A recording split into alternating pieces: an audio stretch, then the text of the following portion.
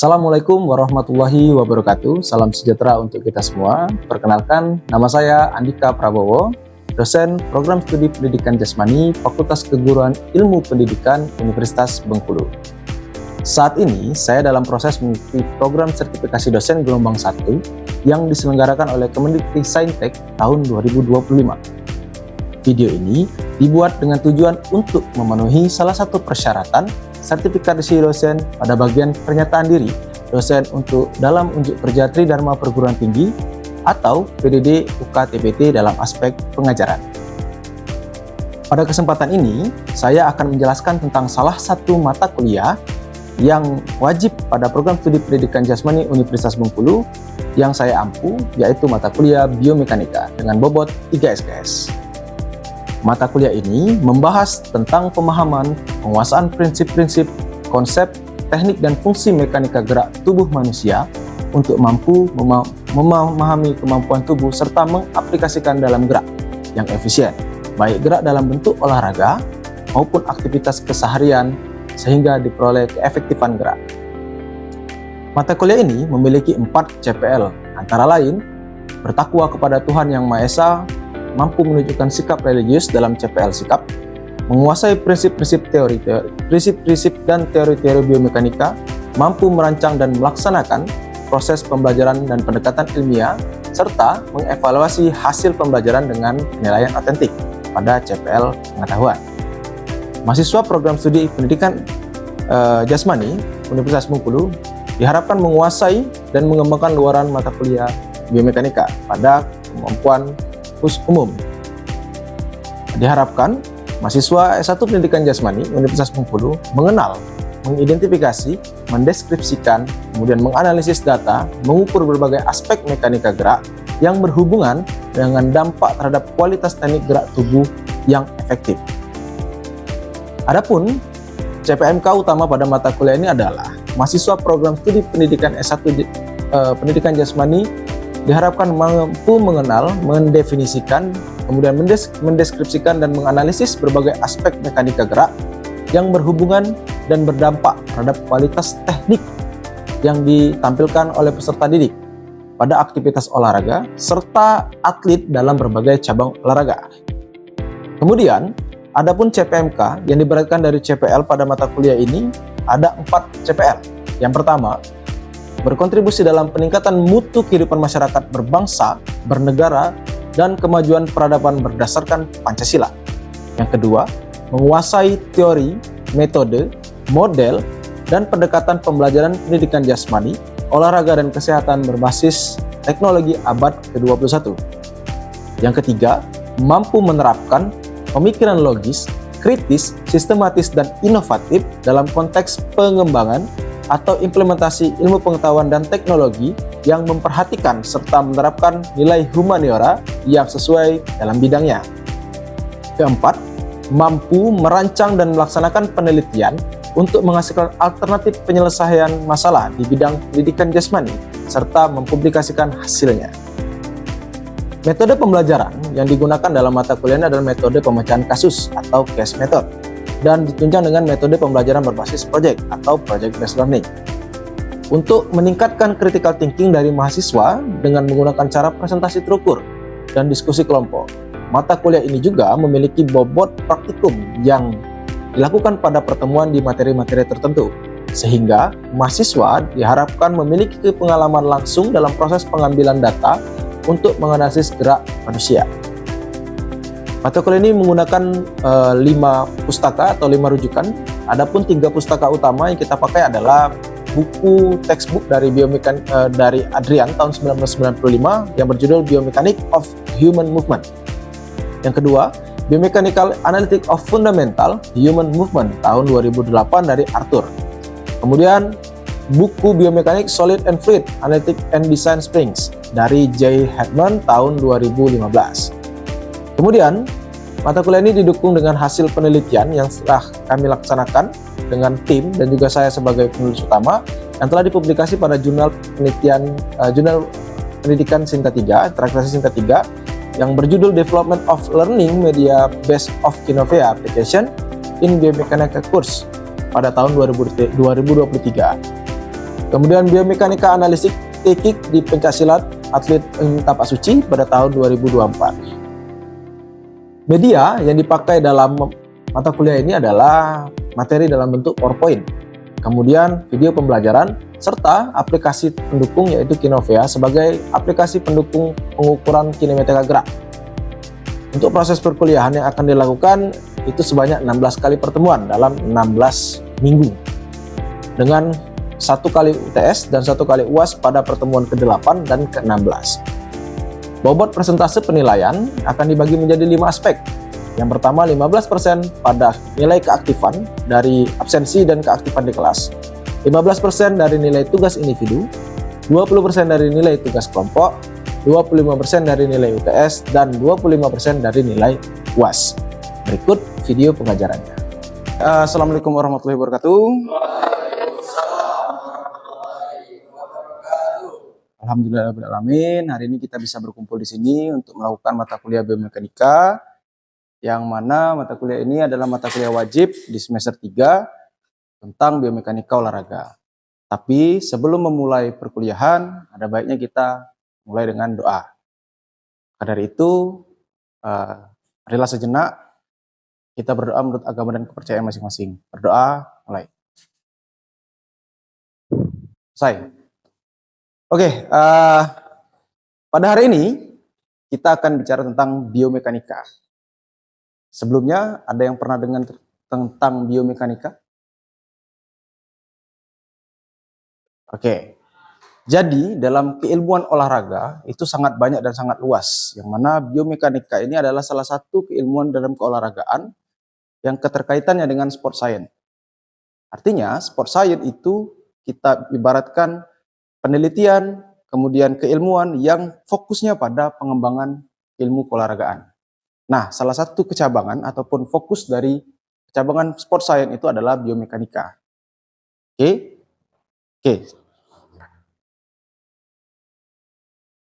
Baik. Nah, ini ada pengertian dasar dari biomekanika. Yang mana biomekanika itu kita berbicara tentang mempelajari gerak tubuh manusia. Entah itu konsep, entah itu prinsip, kemudian bagaimana cara keseimbangan, kemudian bagaimana cara mendinamikakan suatu gerakan, dan secara aspek biologis. Ya. Nah, dalam biomekanika itu memiliki tujuan.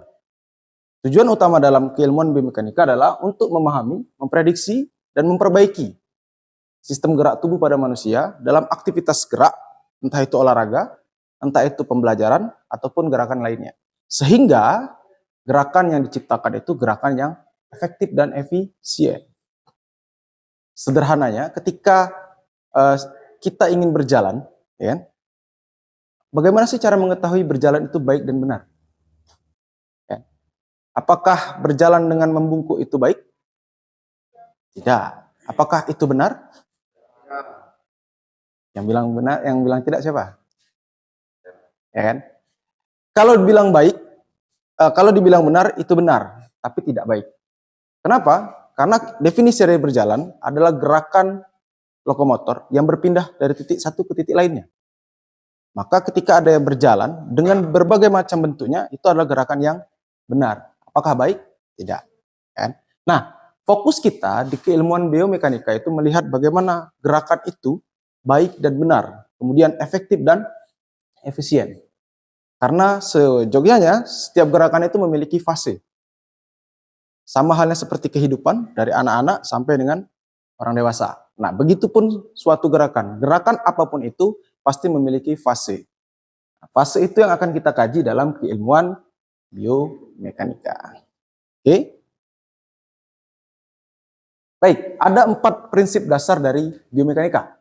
Ya, yang pertama kinematika, yang kedua kinetika, yang ketiga hukum Newton, dan yang keempat itu anatomi dan fisiologi. Ya, mungkin mata kuliah anatomi sudah didapat di semester 1, ya kan? Sedangkan fisiologi itu berseiring berjalan dengan mata kuliah biomekanika. Oke, kita fokus pada kinematika. Kenapa ada kinematika dan ada kinetika, Pak? Kenapa tidak satu? Nah, jadi secara harfiah, kinematika dan kinetika itu memiliki pengertian yang berbeda. Oke, kalau kinematika itu fokusnya pada deskripsi gerak. Ya, tanpa mempertimbangkan gaya yang menyebabkannya. Oke, paham dulu? Jadi fokusnya itu pada mendeskripsikan gerak. Seperti yang kita contoh di awal tadi, itu gerakan baik atau benar? Tanpa kita mempertimbangkan hukum ataupun gaya yang mempengaruhinya. Meliputi analisis posisi, kecepatan, percepatan anggota tubuh selama aktivitas.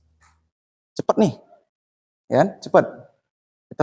Kita deskripsikan, memang cepat, ya kan? Tetapi diperkuat dengan ilmu kinetika, yang mana analisisnya itu berorientasi pada fase tadi. Maka di situ menganalisis gaya yang menyebabkan. Kok bisa sih gerakan itu terjadi? Ya? Apa yang terjadi? Kemudian gaya yang menyebabkan perubahan bentuk gerak tersebut. Contoh tersebut gaya reaksi, ya? Gaya reaksi. Simpelnya ketika boleh berdiri, oke? Ketika dia hanya bergerak sendiri dan kita dorong, nah, gerakan mendorong ini ada gerakan manipulatif. Tapi ketika dia terdorong, maka yang akan kita bahas dalam kinematika adalah kenapa dia bisa terdorong dan mundur. Apa yang terjadi? Terima kasih. Oke, selanjutnya kedua prinsip tadi tidak bisa dilepaskan dari hukum Newton. Mungkin SMA pernah dengar, SMP, hukum Newton? Ada berapa hukum Newton? Ada 3. Newton 1, Newton 2, Newton 3. Oke, nah hukum Newton itu berbicara tentang implikasi hukum inersia. Contoh sederhana, ketika kalian taruh air dalam gayung, kemudian kalian jatuhkan dari tempat tinggi, air itu tidak akan jatuh berlawanan arah dengan gayung. Dia akan jatuh secara beriringan. Ketika sampai bawah baru keluar. Nah, itu adalah salah satu bentuk inersia. Atau contoh lain, kalau berani coba memang agak sedikit ekstrim. Naik di mobil pick up, ya. Kemudian mobil itu jalan misalnya 50 km per jam, kalian lompat, kalian tidak akan jatuh ke belakang, tapi akan lompat mengikuti alurnya kendaraan. Nah, itu adalah konsep inersia. Nah, konsep inersia itu ada rumusnya. Rumusnya adalah F sama dengan ma. F itu apa? Gaya, betul. Nah, hukum Newton 1 berbunyi, apabila benda diam, tidak diberikan gaya, maka benda itu tidak akan bergerak. Ya kan? Hukum Newton 2 berbunyi, aksi dan reaksi. Ya kan? Nah, sedangkan pada hukum Newton pada prinsip dasar biomekanika, aplikasi hukum gerak Newton inersia itu pada sistem muskulaletal. Perpaduan antara otot dan tulang. Oke? Menjelaskan bagaimana tubuh bergerak dan bereaksi terhadap gaya. Contoh sederhana tadi pada saat saya mendorong teman kalian tadi. Ya kan? Terjadi pergerakan dari ototnya dan tulangnya. Oke? Selanjutnya anatomi dan fisiologi. Jelas. Karena kita bicara tentang biomekanika, ada kata bio di sana. Ya kan? Biologis. Maka dia akan dekat dengan anatomi dan fisiologi. Anatomi itu ilmu tentang deskripsi anggota tubuh. Fisiologi itu ilmu yang mendeskripsikan tentang fungsi dari anggota tubuh. Oke?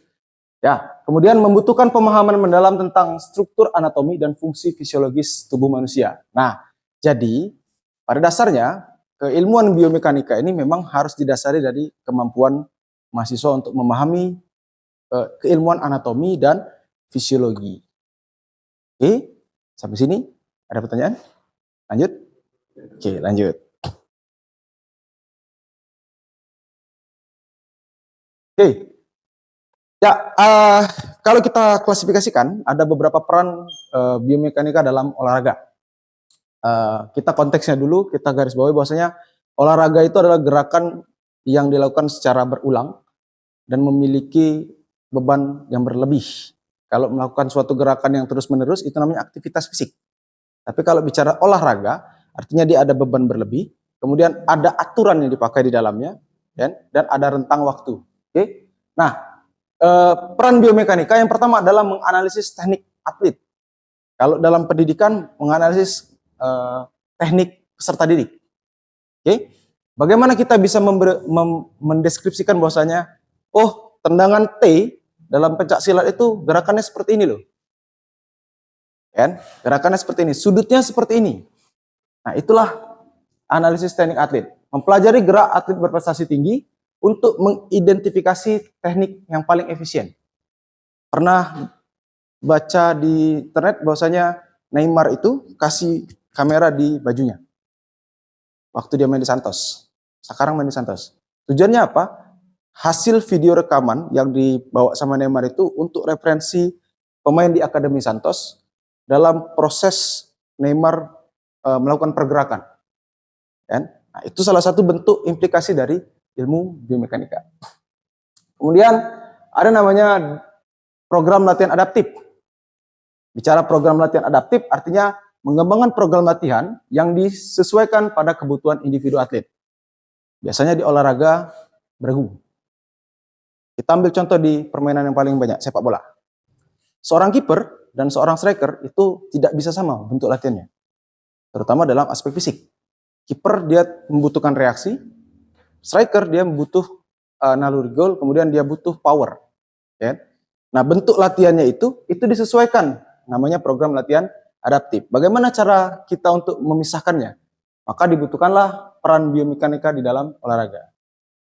Contoh lagi sederhana, pemain yang berbadan besar, atlet yang berbadan besar, ya, dengan atlet yang berbadan kecil. Kalau kita sama-sama hajar mereka dengan program yang sama, maka atlet yang berbadan besar akan lebih hancur daripada atlet yang berbadan kecil. Contoh, kita suruh lari dia, lari 1000 meter, besar dan kecil. Yang bakal kena cedera pertama lutut adalah atlet yang berbadan besar. Karena dia harus memiliki fase lebih daripada atlet yang berbadan kecil. Karena lututnya akan menerima beban yang berlebih. Oke, kemudian ada desain peralatan ergonomis. Nah, ini harus dipahami dulu, ergonomis itu apa? Ya? Oke. Ergonomis itu artinya dia menyesuaikan dengan kebutuhan gerak dan menyesuaikan dengan bentuk tubuh. Oke, merancang peralatan olahraga. Pernah berpikir nggak kenapa sepatu bola itu banyak seri? Kita contoh, Nike Tempo, Hyperblast, kemudian Nike yang terbaru nih Messi Ronaldo. Ada yang talinya nyamping, ada yang talinya lurus, kemudian ada yang patamnya bulat, ada yang patamnya datar. Nah, itu adalah salah satu bentuk desain peralatan ergonomis. Ya, oke. Kenapa? Karena setiap karakter orang, setiap karakter atlet ataupun pemain itu harus disesuaikan dengan peralatan perangnya. Dan Pirlo dia nggak butuh sepatu yang enteng dan press kaki. Kenapa? Karena dia tidak butuh bermain lari sprint jarak jauh. Pirlo cukup bawa bola kayak pinggiran kiri, dia passing. Dia butuh sepatu yang presisi dengan penempatan bola. Kalau di sepak bola. Kalau di bola tangan, seorang pemain bola tangan profesional, dia tidak butuh terlalu banyak lem, resin di tangannya. Karena kenapa? Karena ukuran jarinya udah besar. Bola itu sudah nempel walaupun dia tidak pakai terlalu banyak resin. Sedangkan pemain yang lebih kecil, dia akan butuh banyak resin. Ya? Bagaimana dalam peralatan ergonomis sepatu? Sepatu pemain wing, sepatu pemain pivot, dan sepatu pemain back itu pasti berbeda. Sepatu pemain wing pasti lebih tinggi ankle-nya. Sepatu pemain pivot pasti lebih tinggi ankle-nya daripada pemain center. Karena kenapa? Karena dia menjaga kondisi ankle. Karena dia akan banyak melakukan gerakan pivoting. Berputar di tempat. Oke? Nah, yang terakhir, peran biomekanik itu adalah untuk mencegah cedera. Kalau sudah dapat 3 peran utama tadi yang sudah kita terapkan, maka hilirisasinya adalah pencegahan cedera. Dalam apapun itu, kalau kalian ngajar, nanti jadi seorang guru, kalian harus tahu konsep ini. Oh, anak ini nih aktif gerakannya, ya. Aktif sekali gerakannya. Tetapi kenapa dia tidak bisa semua cabang olahraga? Padahal seharusnya orang yang aktif harusnya bisa semua cabang olahraga. Nah, mulailah kita lihat, kita analisis tekniknya. Oh, ternyata upper body-nya lebih kuat daripada lower body. Ternyata dia lebih condong ke olahraga-olahraga yang butuh upper body. Ya. Sedangkan ada orang itu yang lower body. Atau kakinya, tungkainya lebih panjang daripada torsonya. Ya. Ada yang seimbang, ada yang lebih panjang. Nah, itu akhirnya akan hilirisasi untuk pencegahan cedera. Any question? Oke, next. Oke, ini saya ambil contoh satu cabang olahraga di lari atletik, itu lari cepat atau sprinting. Di sini kita lihat biomekanika menganalisis setiap fase, ya, gerakan untuk efisiensi maksimum. Pada fase post-op, sudut lutut optimal dengan sekitar 110. Nah, di biomekanika kita akan mengkaji tentang sudut yang tercipta, sudut ini, ya kan? Dalam keilmuan kinematika. Kemudian fase. Pada saat di bawah itu namanya post-op. Dia bergerak itu swing. Ya kan akan terus menjadi rotasi kan? Nah, fase itu kita kaji. Bahkan sampai dengan ayunan lengan. Ya. Di sini dicontohkan ayunan lengan yang kuat dan terkoordinasi. Jadi jangan sembarangan, jangan gini, ya. Itu harus ada efisiensi gerak.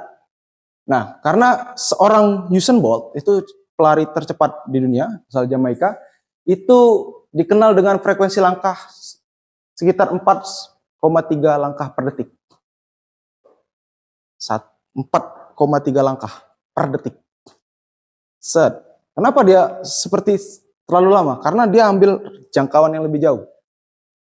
Ya. Kalau dia cuma 1 detik per langkah, mungkin dia cuma dekat dapatnya. Jadi dia tinggal menurunkan langkahnya itu. Ya. Sedangkan langkahnya sampai 2,4 meter. Maka setiap stepnya itu bisa diukur. Oke, itu contoh dalam lari. Lompat jauh. Itu ada namanya fase lepas landas, take off. Ya. Kemudian ada momen paling krusial dan lompat jauh, mereka menunjukkan bahwa sudut lepas landas. Sudut lepas landas itu ketika kalian mau lepas dari papan tumpu, itu sudut itu akan mempengaruhi seberapa jauh lompatan. Nah, di keilmuan kita, di mata kuliah kita ini, nanti di pertemuan ke-9, kita akan coba ukur sudut, ukur kecepatan melalui aplikasi Kinovea. Jadi kita pakai video pembelajaran ataupun video orang lompat jauh, video olahraga. Kita analisis menggunakan aplikasi bantu namanya Kinovea. Jadi kita buat titik awal, titik A dan titik B, kita play, nanti dia otomatis membuat jarak, membuat sudut dan membuat kecepatan waktu. Oke? Nah, kemudian setelah kita paham fase yang sudah ada dalam beberapa cabang olahraga, ya kan? Kita ambil contoh cabang olahraga yang memiliki yang memakai sarana atau prasarana. Lempar lembing. Ya. Lempar lembing itu yang membuat lemparannya jauh tuh gerakannya atau lembingnya. Gerakan ya, sepakat dengan gerakan. Kalau lembingnya itu lebih berat daripada ukuran normal, apakah kira-kira lemparannya sama? Jawabannya bisa sama. Asal gerakannya konsisten. Oke, coba dibaca. Ya, sudut lepasan lembing yang optimal berada di antara 30 dan 35 derajat memaksimalkan jarak proyeksi. Berarti kan dia kalau ini 90, kan? Kita turunkan 30 segini. Ya. Jadi ketika naik ke atas, jangan sampai di sini dilepasnya, tapi di sini lepasnya. Just. Ya. Sehingga dia mendapatkan sudut lengkung. Nah, bahkan kecepatan pelepasan lembing dapat mencapai 28 sampai 30 meter per second. Sudutnya ya, pelepasan. Jadi pada saat dia take off dari tangan, dia bukan lagi kilometer per jam tapi meter per second. Nah, analisis torsi tubuh dan rotasi panggul menunjukkan bagaimana atlet memanfaatkan seluruh tubuh. Analisisnya itu bisa dilihat untuk memanfaatkan seluruh tubuh untuk menghasilkan eksplosif. Kalau lempar lembing cuma tangan saja yang gerak tanpa ada bantuan putaran badan, maka hasilnya tidak akan maksimal. Dicoba berulang-ulang, maka dia akan lebih cepat capek daripada yang pakai pinggul. Kenapa? Karena tidak efisien. Oke? Next. Nah, sekarang water, ya. Lari, darat, lompat, ya. Kemudian pakai sarana. Nah, ini olahraga bawah air yang menggunakan prasarana lain, ya. Ini renang. Oke? Adit fokus ya. Oke. Dalam renang, biomekanika berfokus pada dua aspek utama, ya, dua aspek utama. Yang pertama mengoptimalisasikan gaya dorong pada saat entry, kemudian meminimalkan gaya hambat. Karena air itu punya massa jenis kan, jadi kita menabrak massa jenis air sehingga menciptakan daya hambat. Itulah kenapa kapal-kapal sekarang, terutama kapal-kapal perang, itu sudutnya runcing-runcing, ya, untuk mengurangi daya hambat air. Kemudian posisi tubuh yang streamline itu datar, ya. Kemudian sejajar dengan permukaan air. Nah, ini yang sering terjadi, yang sering kita temukan di lapangan, bahwasanya orang yang belajar berenang itu biasanya tubuhnya tidak streamline. Artinya dia tidak lurus, ya. Oke. Nah, maka kita harus cari tahu bagaimana mengefisiensikannya. Nah, dalam mata kuliah ini kita akan coba menganalisis bagaimana menganalisis gerakan itu, apakah benar, apakah baik, apakah terukur, apakah efisien. Ya, jadi dalam 16 kali pertemuan ke depan kita akan 2 kali mengambil nilai. Yang pertama UTS dan kedua UAS. Kita ada kegiatan praktikum di pertemuan ke-9 ke atas. Ya, ini manfaatnya bagi peserta didik. Sama seperti perannya tadi. Jadi kalau perannya tadi itu skala luas, kalau manfaat itu dia lebih ke implikasi, ya. Jadi peningkatan performa, pencegahan cedera, rehabilitasi cedera, pengembangan teknik. Oke. Nah, peningkatan performa kita lihat di sini, bahwasanya ketika gerakan itu efisien maka peningkatannya akan meningkat 5-10%. Oke. Nah, kemudian rehabilitasi cedera. Orang yang habis kena cedera biasanya dia butuh latihan khusus untuk membiasakan kembali ototnya, sendinya dalam gerakan sehari-hari, ya. Nah, di keilmuan kita manfaatnya itu salah satunya memberikan panduan. Oh, jangan nih kalau habis kena cedera ankle, jalan itu jangan sudut kaki angkatannya jangan lurus, dia harus ditekuk supaya otot itu memberikan rangsangan, ya. Ya kalau habis kena cedera kan gini jalannya, ya. Karena kenapa? Karena lututnya ragu untuk napak. Makanya diberi panduan harus tekuk. Kemudian pencegahan, mengurangi resiko cedera hingga 30%. Tadi, contoh pada saat penggunaan peralatan yang ergonomis, sepatu yang punya ankle lebih tinggi, maka sepatu itu akan lebih mencegah cedera pada ankle. Pengembangan teknik. Saat lompat, bisa stop di udara, baru syuting. Jas. Saat lompat, 3 langkah di volley. Lompat, bisa bertahan di udara, persekian detik, baru dia pukul. Itu adalah sebuah pengembangan teknik. Lompat, servis atas, passing atas. Itu kan pengembangan teknik. Kalau teknik dasarnya kan passing atas itu tidak melompat, ya kan? Tapi dikembangkan tekniknya menggunakan passing atas sambil melompat. Jam tos namanya. Oke, kesimpulan. Jadi biomekanika itu adalah suatu keilmuan, alat yang sangat esensial bagi atlet ataupun peserta didik, ya. Juga bagi atlet dan juga bagi pelatih. Bagi ilmuwan olahraga yang berada di era modern sekarang, ini juga menjadi salah satu acuan dalam proses pengembangan teknologi olahraga. Kemudian yang terbaru, integrasi tentang AI, sensor-sensor gerak canggih, analisis video berkecepatan tinggi, itu akan menjadi bagian bahan yang akan kita kaji dalam perkuliahan ke depan. Jadi pemahaman yang kuat tentang anatomi dan fisiologi itu menjadi salah satu kunci untuk keberhasilan pemahaman tentang mata kuliah biomekanika. Oke, cukup sampai di sini. Ada yang ingin ditanyakan? Oke, kalau memang tidak ada, maka untuk pertemuan berikutnya silakan kita bentuk kelompok dengan beberapa anggota. Kita akan mencoba melakukan diskusi secara paralel untuk membahas beberapa kajian materi yang akan kita lanjutkan, ya.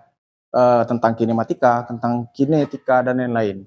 Jadi untuk pertemuan selanjutnya saya harapkan kelompok itu sudah ada dan kita akan coba pembahasan tidak lagi satu arah tapi juga dengan berdiskusi kelompok.